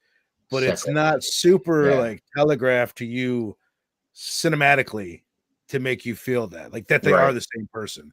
So it's weird. You got to play along Well, with it. maybe now I'm thinking like maybe it was like speaking of because clearly Demi Moore's character was insecure and probably Mhm. somewhat shallow. Probably a lot of people in Hollywood probably truly don't love themselves or like themselves. Right. And I wonder if that's kind of like speaking on it, like she didn't truly like herself as a person, so it's like her subconscious, even she's always working against the other side of herself. Mm, Didn't truly at her core like herself as a person. right. Maybe there's something like that there, but they don't really telegraph that to you, as an audience viewer. Still, not a glaring issue though. But it's just like I kind of was a little confused by that. But maybe that is like a thing, like you said. Like initially, they're more singular in their vision, but as Mhm. time goes on, they become more distinct, separate entities. Sal saying, I thought they would share memories, but the young girl seemed like her own self. That's the thing. I think she did seem like her own self, but wasn't necessarily supposed to as much as she does. Like, Right, I mean, obviously, it's supposed to go that route because they start talking about each other like they're separate people. And the guy's right, like, yep, remember, you are one. But I don't know, there is something there where there was a little bit of a disconnect for me. You just had me thinking of something like thematically with it. I like what you said about her maybe like resenting her younger self or maybe resenting youth and beauty in yeah, general, right? At yep, this point. But it also like one of the themes that you could pull out of it, whether intentional or not, is like what you do in your youth affects your age. To reference The yep. Simpsons one more time, I always think of Homer Simpson, like something about getting drunk and having a hangover. He's like, well, I don't got to worry about that. That's future Homer that has to worry about that. Yeah, It's like, no, you true. are future Homer, bro. Like the young version, what the decisions we make now will affect us when we are 62. Yeah, absolutely. That's an important message, man. Like, shit, because it's like when when you're young, you feel there's this whole like almost feel invincible, like, Mhm. I don't feel it right now. I must be good. But like you said, there's certain things that you will do when you're younger that you won't know fucked you up until 20 years. Totally. So yeah, take care of your health Hell yeah, dude. while you're young. Every now and then I'll fucking like I don't know, my ears will pop and I'll like be able to hear clear and I'll like think like, oh yeah, I've trashed my ears. I went to so many concerts. I worked construction. I worked as a DJ for 8 years, no earplugs with the speaker right fucking by me. Like I ruined my hearing in my youth, and it sucks. What did I want to say? Oh, I guess just like I wanted to mention the effects people, Pierre Olivier Person. It's got to Magnificent. be one of the best practical effects movies in a long time. I guess it's like 70 to Yes. 80% practical effects, what you see on screen. There's like the Terrifier movies, which we'll be covering on Thursday, part 1 and 2, where there's like slasher kills that have good slasher movies with good practical effects in a violent nature and shit like that. I can't think of a movie like this that has this kind of body horror designs and shit. And there's a lot that I haven't seen, but incredible. And all the No, different looks. Like when she's hunchback, it's fucking so badass. Like that version of scary. Demi Moore. Yeah. Oh my God, when she's like hobbling towards the door. No, yeah, the effects people knocked it out the park. Like I'm surprised there was. I mean, there's certain shots I'm sure there was CG, but the fact that Mhm. I didn't question it, while watching it, I think they just, bro. Like I said, like that's another reason why I couldn't. Yeah, the body horror, but it's just like with Jeff Goldblum turning into the Fly towards the end. Like that's the vibe I got with this. I was Oh like, yeah. when I first seen that as a kid, blown away. I was like, shit, bro. Like, do people really turn into flies? Now as an adult, I didn't think this could happen to people, but I was just like, wow, that looks so great. It just looks real, like that. I don't Right. know. The Amazing. final And like design. they light it in a way, like when she's that Monstro Elisu, the combination of them. Like a lot of movies, they wouldn't like light it as well as they did, or like as bright. Like they weren't hiding shit with the lighting. Nope. I feel like that was all just like done really well. We've got like Demi Moore's face sticking out of her A back. back. Yeah. When she's crawling at the end, when she's just like a blob with a face on it, making her way back to the star on the Walk of Fame. I fucking love that so much. She just That, dissolves and yes. shit. That that's crazy. That I could probably see the CGI a little bit, but that even with because the glob is climbing, but that looks so clean, even with it being Mhm. CGI. I want to speak on this real quick. It kind of ties into the whole, when she walked on stage and she's got the paper mask on. Clearly, she's fucked up at this point. But the dancers are just like, just cheesing and you Yeah, know, I don't. that reminded me of just I guess that it was I was like some people might say that like why are people that's so real like don't they notice she's not Mhm. being paid to do that because I that Jake Paul and Mike Tyson fight remember you slapped him a few days ago at the Yeah. weigh-in whatever. I'm looking at the background, the chicks just standing there, the girls are just standing there smiling. There was no flinching when Jake Bro, Paul that's a good laughed point. and They just you it's know, Hollywood. yeah, That's you're funny. paid to stand there and smile. I saw, and I didn't see too much. This is before I watched the movie, just like scrolling on different social media things, and I would start to see a review, and I would realize, oh, there's people talking about the substance. Keep scrolling, but I saw a couple people being like, "Great movie" until that third act, and I didn't know at the time, like, what is their issue with the third act? So, like, for people that don't know, like you said, it becomes very, very surreal Yes. in a way. There's even a part where she's walking like down lines of people in the hall, and she is a fucking monster. She's got a titty growing out of her shoulder and shit. It's insane. But it's like, is it real? Is it a dream? Like, what is going on at the end? She starts just spraying blood all over the audience. And for me, I didn't care like if it was real or not. I just thought like it Yeah. was stylized, it was metaphorical. It was like the end of Carrie mixed with the end. You remember Society? Do you remember like it's the movie where at the end, like there's this big crazy fucking orgy going on, and there's a guy with like a face coming out of his ass. We covered it on DHS. It was an 80s movie. Do you remember Slither? The end of Slither, Yeah. James Yeah. Gunn's movie. Remember it's like a big blob of like all these different people at the end of that. Yeah. That's like an It- ode to society. It's like I don't know. They're all kind of an ode to each other. They're like the okay. substance is playing on that, like the end I'm of gonna have to society, all the Cronenberg stuff, but like mixed with Carrie, where it's like you do society, you do this monster thing on a stage at the end, and you end up fucking over all the people that have been, the enemies in your head this whole time. But and then mixed with like Stand By Me. I got these Stand By Me vibes, when the guy goes out and pukes for after yeah. eating pie, then everybody turns around and pukes on each other. There was something about it just reminded me of that in a way too. I mean, I know to be honest, even if it is just a dream or something she's having, like I don't mind the third act because I feel like it's like that her world's crashing down. Like no Yeah, matter what, whether it be real or not, like her world is done. Like her life's she's in a worse position than what she started off as. So it's like either way, it would have been a loss. right. Um, so I don't know. To those people, I would ask like, how would you have ended that movie? What kind of ending would Right. you have preferred? I would assume what their biggest issue is the like not being able to believe it. Everything seemed pretty believable up to that point ish. They made the crazy things seem believable. Okay. But, Yeah, I was but gonna say like so people go back and right. But that's where I took it as a dream because I feel like when she walks into the hallway of the studio, and that's when she sees all the people clapping, and then it like blanks out, and then it's just an empty hall. So Mhm. it's like some of that is in her mind. They make that clear, and it's just like a stylized dream sequence. Maybe like something like that happens, but we don't see what really happens. We just see what happens in Yeah. her head. That's what I feel. No. Yeah, that because I was gonna say I think like the hallway scene that's a good indicator of that is because like you said when she walks in, just everyone applauding her and then she realized I thought she was going to get her revenge after she realized that she was like hallucinating. I thought she was going Right, to see Dennis Quaid's character, and then we just see her go on stage and people acting. So it's like at that point, obviously nothing good came. Whether we saw a hallucination or whether we saw like the real thing, like nothing right, good is going to come from that situation. So might as well see it from her perspective, because it's going to be a shit show either way.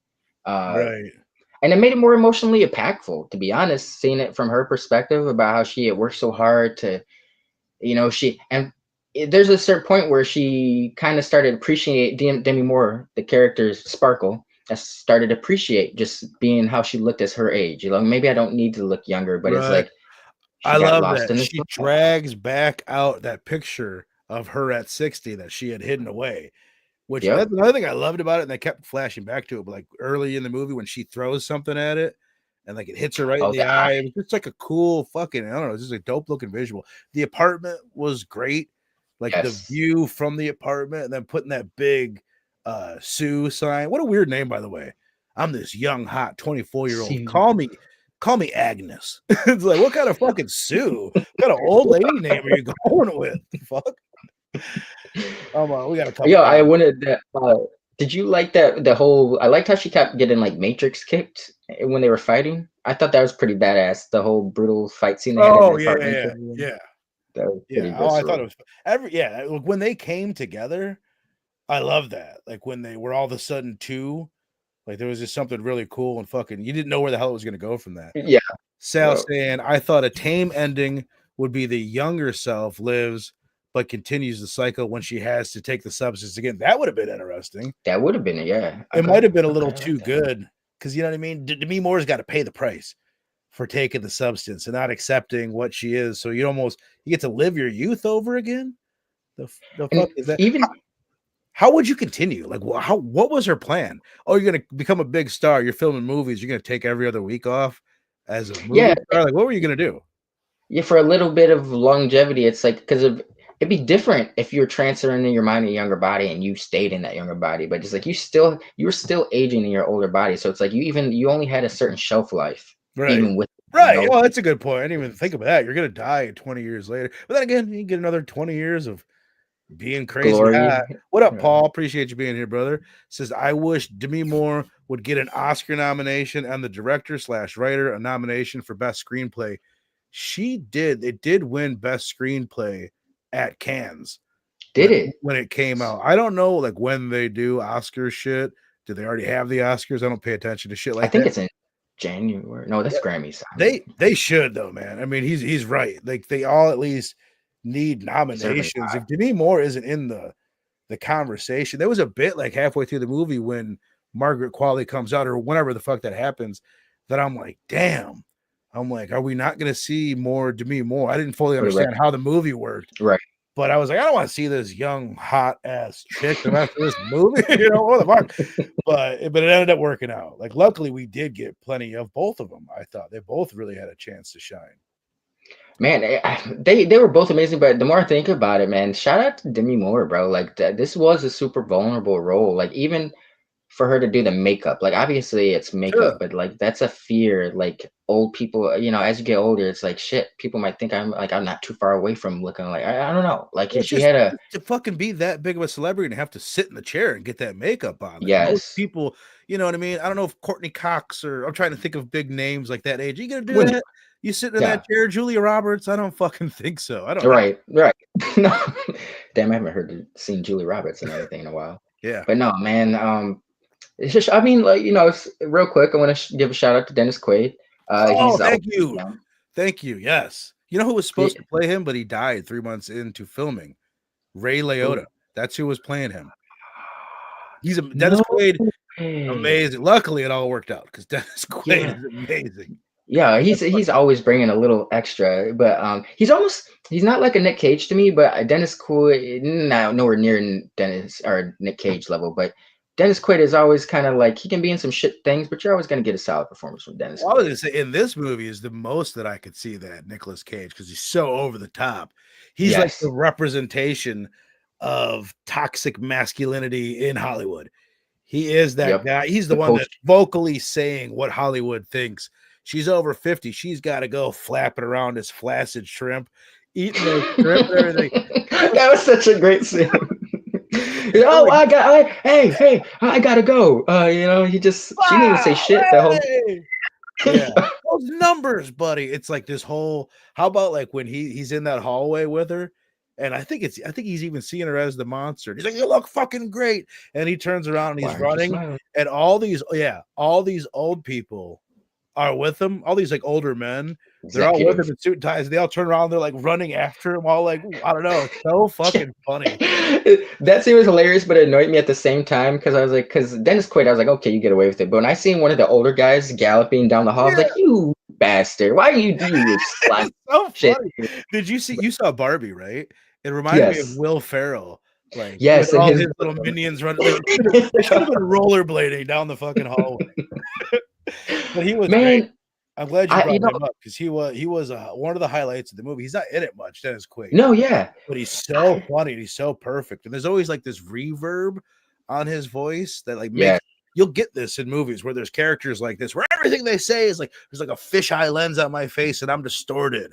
I'm not like part of reality. I'm this like exaggerated version of Hollywood. It's so That was cool. him, and even his suit choices, bro. Like he was very eccentric. Mhm. Man, I would have been very curious to see what Ray Liotta would have done with this. To be honest, like that. Yeah. I think Dennis Quaid brought it, but Ray damn, Liotta, the closest thing that, like, because it's weird. I'm like, you're looking at what Dennis Quaid did with it, and you're trying to picture Ray Liotta doing that, and right? it doesn't jive. It obviously would have been way different, but like Ray Liotta in some moments in in Hannibal, you know what I mean? Like he's more of Yeah, he's a dick in that. Like, don't get me wrong, but yeah. there's moments in it where he's kind of goofy in that movie, and you see him like kind of, Playful. yeah, like that's like, oh, maybe that's what what he was gonna do in this. But I'm curious. They Okay, evidently okay. shot it. They were shooting for 3 months. I'm sure they shot some scenes with him in it. I would like to see some deleted scenes with him doing Yeah, this. I was gonna say, you think that's something that you think that's just like something they wouldn't do, like put it like I don't maybe know. a deleted scene with like early footage of Ray Liotta. I would have loved to see it, bro. Like Ray Liotta was a gem. I feel like they wouldn't. You know what I mean? I feel like they wouldn't, Yeah. but I want to see it. I don't know. It'd be cool. It would definitely be cool. Yeah. Chill saying Denise Quaid, underrated actress, Denise Quaid. And then they really use the extreme close-ups on Dennis Quaid. Hell yeah. And Denise. Both of them got it up in there. Even when he was pissing, when we first, I don't think it was the first time we met him. When she was in the bathroom and he walks into the stall and is that the Yeah. first time? Okay. Even then, he's like, it's like right in his face as he's pissing. Like it's always this distorted, obscure, like you were saying, the fish lens with him. Like he's Yeah. not part of reality. Like It was the he's, same of like what they did with Chris Frost or Nick Frost in Black Camp. oh Like they, you know what I yeah. mean? They give you this like weird, but you'll see that in movies. It makes me think of like Rosemary's Baby when you get like they're looking through the peephole and you get like, hey, we're here to see you. And there's like something like dreamlike about it, like weird, not in reality. But all right, man, hell yeah, dude. Fucking, this has been a banger double feature. We already did Strange Darling. So if you guys are just showing up, go back, check out that review. I'll probably be able to chop these up and release them separately. But if you didn't check out Strange Darling, please do yourself a favor and go check that one out. We both loved it. And now let us rate. I should mention for anybody like Chill Rogue, we forgot to fucking rate the movie on Thursday. I fucked around and tried to do the promo for next week before rating it and just ended the show without rating it. So I was talking to Sal afterwards, and Sal was like, "Yeah, I just thought Reno had to go real quick or something." He just forgot to rate it, unfortunately. I gave it a 3 point. What did we do last week? What am I even talking about? What did we do? Halloween. Halloween 3. Yeah. I gave it a 3.5. Stu gave us a 3.75, and you gave it a 4. So Yeah. we were all right, and the chat was pretty close to us. I think all the chat was Yeah. between 3.5 and a 4. But what do you? I'm super curious, man. I feel like I might be a little bit higher on the substance than you are, but where you at on it, bro? Just this was you know what? It's just straight up. No, I really enjoyed this movie. Strange Darlings is my shit though, so I gotta give that slight edge. I'll give this a solid 4.25 with room to grow. I've only watched this one time. You know, that's what I say. I've only got, so I could definitely see, you know, with how engaging the first watch was, because I was like, there was a certain point where I was like, where's the horror at? You know, like, is this kind of cat and mouse? But I didn't mind it, but I was just like, why is this being billed as a horror when I really, Right. half of the movie really makes up for that in such a glorious way. Fantastic performances, and maybe career defining to a certain extent with Demi Moore. Like, I don't think people understand how rare it is for actors of her age or Dennis Quaid's age or this to get a second chance where a newer generation knows who you are, or to even to take that chance. Yeah. That's what's so impressive about it. You know, she was in this documentary, to digress a little bit. What was it called? I think it was just called Brat Pack. I can't. I wish I knew the fucking guy's name that did it, but it was. They were basically, the whole documentary is one of the members of the Brat Pack from the '80s going around and talking about how that there was an article written that gave them a bad name, that labeled them the Brat Pack, and how that affected the rest of their career. So I was talking to Emilio Estevez and everybody from that era. Whatever. The point that I'm trying to make is, she does an interview in it, and it's like you'll fall in love with her as a human being. You're like, you know what I mean? It's like Demi Moore, it's this big name. You just figure she's going to be a piece of shit. That's where, you know, and I hate to say it, but that's where you think big name, probably not very cool. And she seems so down to earth and like really likable. And the guy that she's doing the interview with, she's trying to like cheer him along and like, come on, you've had a good career. Well, don't worry about that Brat Pack stuff. And it really made me like her. And now after this, it's like, dude, she's the shit. Like Demi Moore. Yeah. Oh, like, yeah. hell yeah. Like super badass. Shout out to Demi Moore. This whole cast. This just a great. I don't know how you line these movies up great, Vernon. I got to give you some props to that because this is the other Sundays are great too, but this one just made me realize I was like, Verno's got a good eye for putting movies together, man. Like these were both bangers, man. Both of these. If you haven't seen Strange Darlings nor The Substance, do yourself a favor. Yeah. Which, by the way, it's The Substance is streaming for free on Mubi. That's where I found it. I don't know what the fuck Mubi is. I kind of looked into it. They're a production company that ended up buying this. Universal was making this originally, and they ended up backing out. And they came in and bought it and fucking ran with it. And that's where you can get it. You can hop on Amazon Prime and you can get a free 7-day trial to Mubi. I plan on canceling that shit right after this. The only other movie that I saw that Mubi made, I feel like they make kind of artsy films. Okay. Well, this seems to be the most mainstream thing that they've ever made. I wouldn't be surprised if this is their most successful thing ever. But they did the Suspiria remake in 2019, which is it's also very artsy, and it's like I could kind of see that. But I have to check that out. Would you say it's worth checking out? No, I would say I didn't see anything else. It was weird.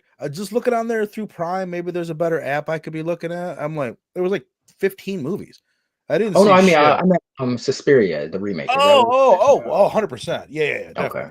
Very, very different. It's like the style is so different, but really, really good. The story. Remember with Suspiria, there's like almost no plot, and then in the remake, it's like let's add a lot of plot. Now there's too much plot. That's the biggest problem. It's like 3 hours long. It's kind of crazy. But we got 3 hours. Sal's dropping his 3.75 for last Thursday show. Appreciate that. Chill's giving this one a 4 for The Substance, and Sal a 4.5 for The Substance. My man Paul saying Brats. Yeah, that's what it was called. Judd Nelson, thank you, brother. Molly Ringwald, one of the few that did not participate, and she might be one of the biggest ones that label might have hurt her the most. Yeah, it was like their argument was it made people Hollywood kind of not take them seriously. And just like all these young brats or whatever. It's a very, very good documentary. I had a crush on Molly Ringwald in high school, bro. Short, I don't know what it was, like a Breakfast Club. I was just like, man, that's my girl. Yeah. Hell yeah. Sal saying Suspiria was pretty crazy. Let me rate this thing before I fucking forget to do that. I'm giving it a 5, bro. I think it's fire, dude. So for me, like visually amazing. Like that's one thing that's like I wish we could. Maybe I should have put some pictures together or whatever. Just like it's kind of hard to review visuals sometimes, but it's just like hyper stylized. The texture, like when they're showing like it sounds perverted. I don't mean this in a perverted way, but there's like close-ups on this 62-year-old Demi Moore butt, and it's like you feel like you could like rub your fingers across it. It's like gonna make a noise. Like I don't know. You feel like you can touch this movie and feel it. Tactile colors, it's extra saturated, but just it's 2 hours and 20 minutes long, but I did not feel like it was ever like dragging. It's just like super fucking engaging. And the thing that I don't say like every movie needs to have this, but I do feel like Strange Darling at moments it had like elements of comedy and fun, and like I feel like this leaned into it more. Then maybe it's more that style of movie. Like this was really, really fun and like had a lot of funny moments of it. I feel like Strange Darling could have had a little bit more fun at times. More levity. It was there. Like they had some levity and they had the room for it. It felt like it could have been a more fun movie. I agree with that. Let me change I'll bump mine up to 4.5. I have a weird thing about scoring movies, even though I prefer Strange Darling just a smidge more. They're both fantastic movies. So 4.5 for The Substance. Sorry. I think I would be more. The other thing that makes it just a little bit more is the like why I would rate it a little bit higher than Strange Darling is the rewatchability factor. Oh yeah, it's not down because of that runtime, but it's something about it. Like every minute of it is entertaining. There was never like a moment that dragged for me. No, like it's very hyper stylish and hyper sexualized, but not in a bad way, but in an entertaining way. Like it's for a reason. There's a very heavy male gaze, but it's part of the themes. That's what the whole movie is about. But it's not like you can't go ahead and enjoy that because you're gonna. You can try to be like, oh, this is fucking wrong, but you're gonna enjoy it. Hey, go back to that workout scene, damn it. Oh, how about like when she bends over, the like chicken wing pops out of her butt for a Over second, ass? and then she I has was to like, pull it out of her. That was a dream, right? That's the way you took that. man, you know what? That I don't know, because it's like she woke up after that, after digging in her belly button, and then it's like she wakes up and she sees that the chick was really eating all that chicken. So it's like I don't know what to Right. I feel maybe. like it was like because Demi Moore was eating all that chicken, it's in her subconscious, and she was dreaming because of it about Yes, about okay. the chicken, Okay. which was fucking Yeah. disgusting. All like chicken wings and hot dogs and just like I don't know. Remember the bit where she's like cooking, like Demi Moore is old lady Demi, and she's fucking having like a cooking Cooking show or something. everything. Fucking insane. Ah, She'll this say, movie was I watch all my movies like Steph told me to. Every one movie is free if you look hard enough. I like that. I agree, brother. All right. So a 5 from me, a 4.5 from you. And hell yeah, man. Let's what do we got going on next week? Hold on. I think I got some. I think it's on here. Well, this is this week. Bam, right there. Thursday, 8 Central Time. Very excited for this, man. Terrifier 1 and Terrifier 2. And then, like I said, in like a month, whenever Terrifier 3 drops on streaming, for everybody to watch, we will be doing that sometime in December. So I'm excited about this, man. I have not yeah, rewatched these since we did the same show for DHS in 2020. yeah, 2022? Is it's that when been Terrifier 2 came out? Maybe 2022. yeah, it was, yeah, 2022. But shit, that means it feels like it's been a long time, but not that long at the same time. But yeah, this is gonna be an interesting watch for me. I would say in the last year and a half, I've become a way more vetted. I'm such a vet. But no, my thing with horror stories, like, or not horror stories, but horror movies, is like I used to kind of write the genre off. Like I saw them, like I would like one every once in a blue moon, like the 28 Days Later, the Dawn of the Right. Dead, every couple of years. But I used to go into a lot of them thinking like, oh, this is following some stupid tropes, or this is kind of weak for the most part. But in the last year and a half, I've really started to have an appreciation. It's artistry to Right. this genre of You know what filmmaking. it is? It's that's once you Shudder did a series recently called Horror's Greatest, where their Hmm. first episode is horror tropes. You should check it out. I think you would really like it. Okay. I think everybody watching this would really like it. But it kind of goes over all these like real common horror tropes. And what they're talking about in that is like once you know the tropes, then it gets a little bit more fun to see like, oh, there's the trope. What are they gonna How do? you How are they right? going to Yes. subvert my expectations? How are they going to do it differently? It's like getting into a band. I remember like getting into a jam band and be like, oh my God, every one of these fucking songs sounds the same. All these bands sound the same. Get deeper into it. It's like, oh no, they're doing this, but listen, their take on this, Right. like this version of that. And like it's what being a connoisseur is all about. And slashers Yeah. sets themselves up for that perfectly because they're so Yeah. bare bones. You know how it works. You introduce the young characters, you Got to kill the kill some character. people. Yeah. But no, I remember not being too keen. Remember I preferred the first one a little bit more, but I didn't really. It wasn't. They were not like, oh, I'm a Terrifier. Yes. Yeah. So I'm interested to see how my watch will turn out this time around. Me That. too, because neither of them are like fucking like fives for me. So it's been some years, but I feel like they were both probably around like I think I gave the first one a 3.5 and the second one a 4. Same. So it wasn't like blown away by any, but we'll see how perspectives may have changed. But I think Terrifier 2, I've only seen that one time. So I've always stayed away from it because it's so fucking long and it's so hard to watch. And I've got a 2-year-old. It's like hard to carve out 2.5 hours where I can watch something where I don't have to worry about her maybe walking into the room. Like there was moments I had her sitting on the iPad while I'm watching The Substance, and I'm like, please God, do not fucking look at this screen Don't turn right now. around. Do not see that titty pop out of that girl's shoulder. Like, oh my God. how about when the tit pops out and just like plops down the ground? It's got like an umbilical cord. What the fuck? I was like, what is that? Well, at first I was like, it looks like a boob, but then it's like when it falls out, it's got an umbilical cord. I was just like, such great body horror. Ugly, disturbing, but glorious, beautiful at the same time. For sure. No doubt. All right, let's get out of here, man. All you guys in the chat, Sal, chill. Rogue, appreciate you guys being here. Who we have? I'm skipping over couple new fellows. We had Paul. Appreciate you being here, Paul. Thanks for hanging out with us. Hope you come back next Thursday. Dun, dun, dun, dun. And if I missed anybody, which I'm pretty sure I did, is he here? I don't think he's here, so I'll say it. Easy, Dick, you old son of a bitch. I got one in. Appreciate you being here, buddy. You're the best. All right, we're going to get out of here, and we will see you guys on Thursday for Terrifier 1 and 2.